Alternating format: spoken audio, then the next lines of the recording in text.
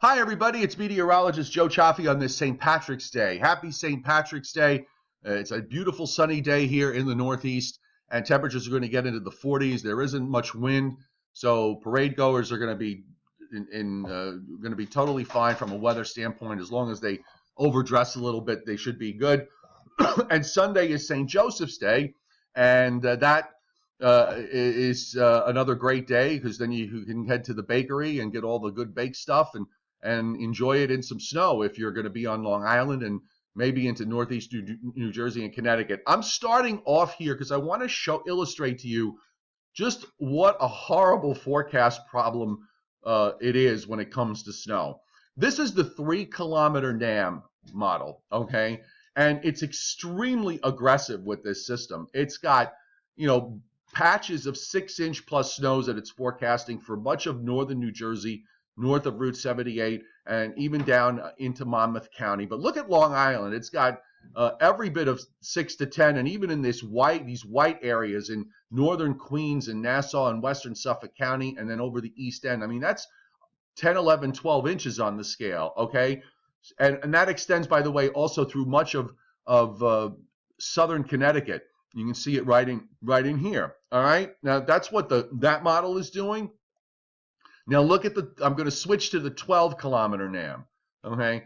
Look at the difference with the 12-kilometer NAM, and especially in Connecticut, you've got the 3-kilometer NAM producing 1 foot plus snows. You have the 12-kilometer NAM producing absolutely nothing. And notice it's much less in terms of snowfall.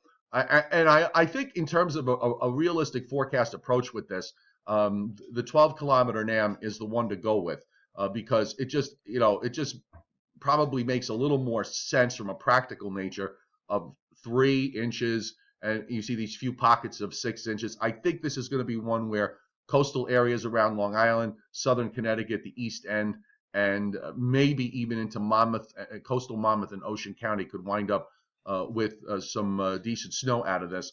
But with these upper lows that we're dealing with, it really is a headache trying to forecast, because now you've got banding that occurs around upper lows, and the precip sometimes can be just concentrated in a small area, and then you get these gaps in between, so you wind up with variations in terms of how everything plays out. But let me just show you on the surface map here in terms of what the NAM does with this.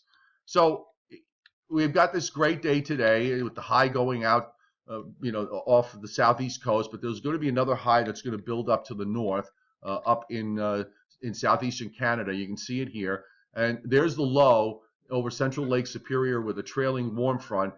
This is by midnight tonight, and then the precip kind of gets in here during the day tomorrow. Now, I think most of what falls tomorrow is going to be on the light side, and even in the areas where it's indicated to be cold enough for snow, I don't think it's going to accumulate very much. I don't think it's going to be accumulating on roads, because temperatures are going to be marginal, and then you're going to wind up having to deal with the sun angle. But the real time frame here of concern is going to be from, say, 5 p.m.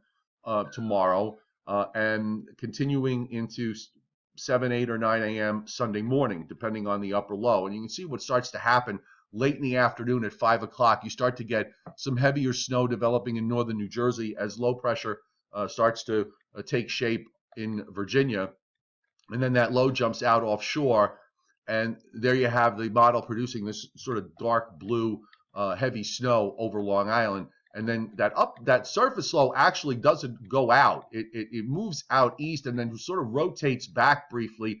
And that's the upper air system at play. And, this is what we got to be a little careful of, because these systems start reacting to upper lows. And this is where you wind up with surprises for somebody. And that's what the 3-kilometer NAM is showing. You see how the upper low just kind of, it drops southeastward, and then it sort of sits there for a little bit before it starts to pull out to the north and east. So, that's a concern.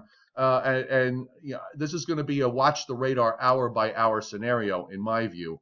We want to look at the 3-kilometer NAM here. I want to just see why it does what it does in terms of why it generates all the precip it does, especially for Long Island and into Connecticut. But same idea here. We'll get that snow after about 4 or 5 o'clock tomorrow afternoon and tomorrow night. So it snows. The 3 kilometer dam is actually colder. So by 7 or 8 o'clock, it's changed over to snow on Long Island, and the model brings up those dark blue heavy snow bands, and it also has the surface low pinned more north and west. And I think that's where the model, why the model is doing what it's doing. So you look at the difference.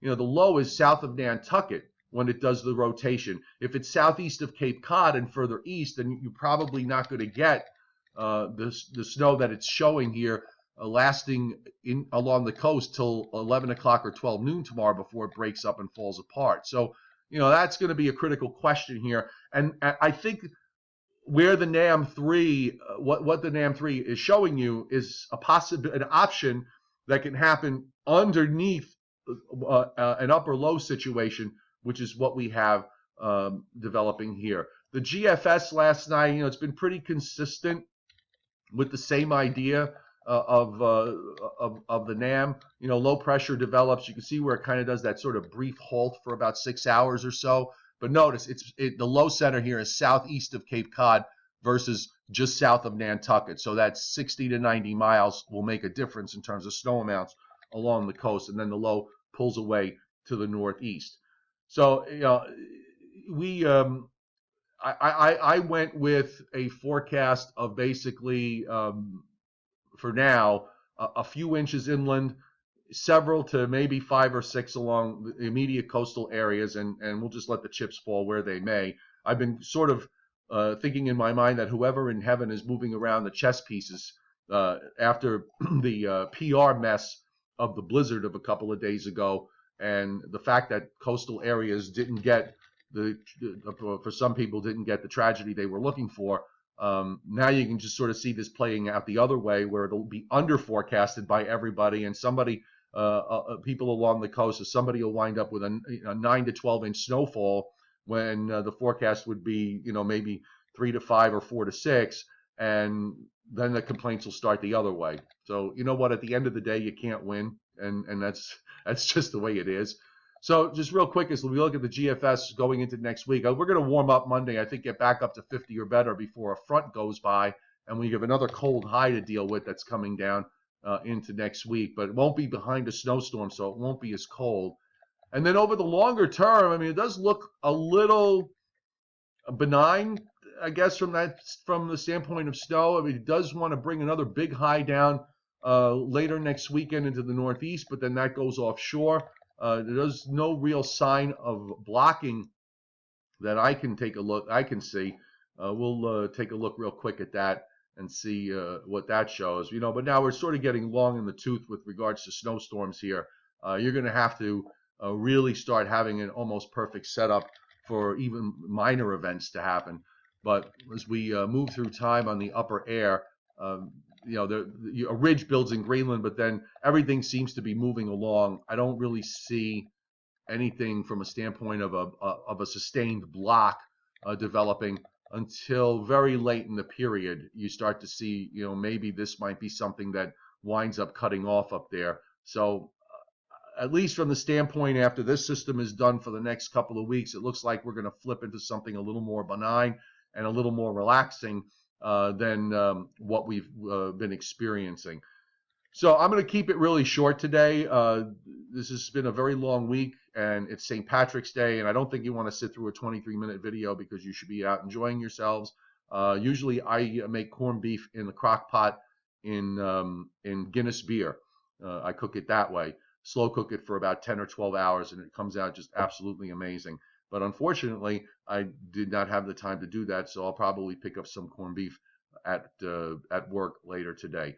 So latest web posts will be up on the website at meteorologistjoechaffee.com, and also Angry Ben has the New York City perspective. He just put up his forecast ideas for the weekend, so you can take a look at that at nycweathernow.com, and links come up across the top of the video on these cards that appear. And you can have my local forecast for New York City, Long Island, New Jersey, Connecticut, Hudson Valley, and Eastern Pennsylvania. Just download my app and subscribe to my forecast. The app is free, and the subscription's just 99 cents a month. And again, the card link comes up at the top of the screen if you want to link over there. And then from there, you can go to Google Play or to iTunes and download the app to your phone. Everybody have a great Friday, and we'll talk to you tomorrow.